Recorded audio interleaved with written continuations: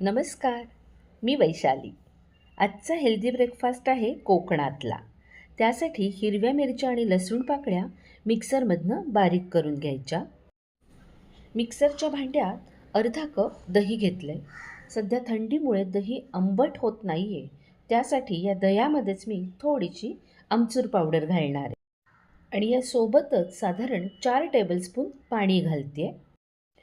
आणि नंतर हे मिश्रण मिक्सरमधनं फिरवून घेतलं आहे. हे इतपत सैलसर आहे. असं केल्यामुळे दह्यातल्या गुठळ्या मोडल्या जातात. आणि इथे आपण तांदळाचं पीठ घेतलं आहे.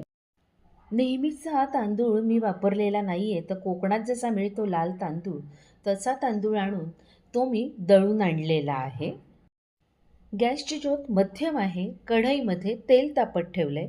तेल तापत असतानाच त्याच्यामध्ये घातलेली आहे मोहरी.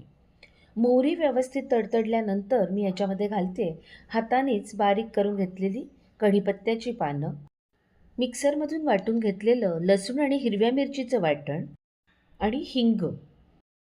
सगळ्या गोष्टी साधारण अर्धा मिनिट व्यवस्थित परतून घ्या, म्हणजे सगळ्याचा कच्चेपणा निघून जाईल.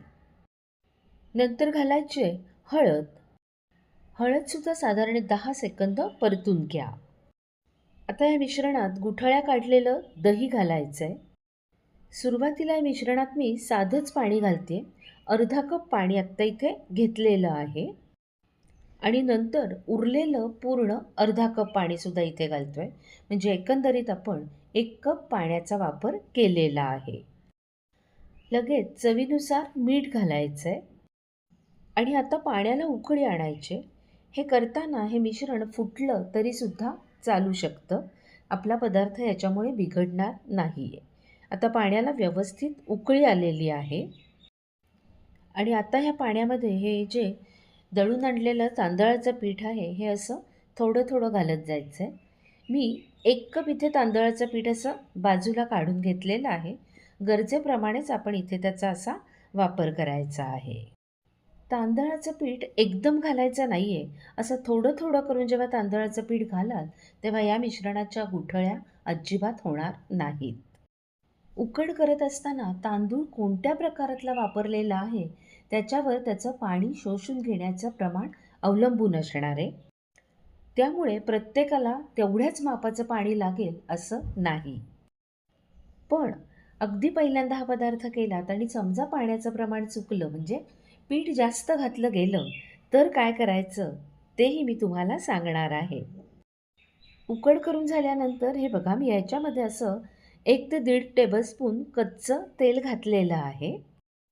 तेल या उकळीमध्ये असं व्यवस्थित एकजीव करून घ्यायचं आहे. आणि नंतर याच्यावर झाकण ठेवायचं आहे साधारणपणे 2 मिनिटांसाठी.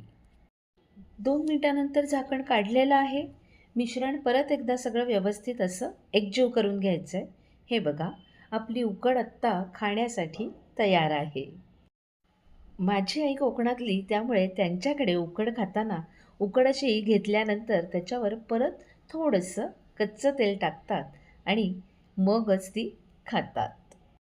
आणि आधी म्हटल्याप्रमाणे समजा तुमच्याकडून उकड करताना पाण्यामध्ये पिठाचं प्रमाण जर का जास्त झालं तर काय करायचं ते सांगते. गरम पाणी घ्यायचं. लक्षात ठेवा, गरम पाणी घ्यायचं आणि ते आपल्याला पाहिजे तशी ही उकड मऊसूत करण्यासाठी असं बाजूनी ते पाणी सोडायचं.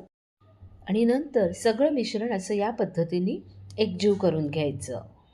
आणि वरून झाकण ठेवायचं आहे आणि परत 2 मिनटं वाफ आणायची. 2 मिनटामध्ये मस्त हे बघा परत उकडला वाफ आलेली आहे आणि ही उकड आता गरमागरम खाण्यासाठी तयार आहे. अर्धा कप पिठामध्ये 3 माणसांना पुरेल एवढी तांदळाच्या पिठाची उकड तयार झालेली आहे. आणि माझ्या आईप्रमाणेच मी सुद्धा उकड खाताना याच्यात थोडं कच्चं तेल घेते. व्हिडिओ आवडला असेल तर लाईक करा, कमेंट करा, शेअर करा आणि हो, चॅनल सबस्क्राईब करायला विसरू नका. भेटूया पुन्हा पुढच्या भागात. नमस्कार.